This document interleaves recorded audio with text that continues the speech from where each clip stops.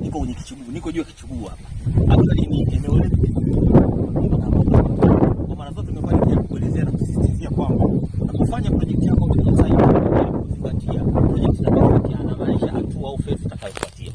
Sisi hatua inayofuatia hapa ni kuweza kufanya kitu kinaitwa landscaping au leveling. Maana ni kwamba hivi vilima vyote hivi tunaviondoa na kusawazisha pale pale pazuri.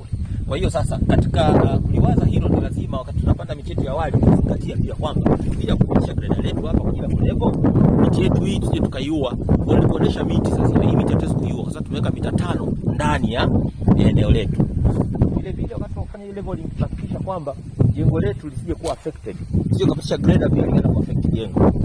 Kwa hiyo ni hatua muhimu ambayo unafuatia. Kwa hiyo nilichotaka kueleza siku ya leo ni kwamba unapofanya hatua yoyote izingatie hatua inayofuatia mbele kwa ajili ya jengo.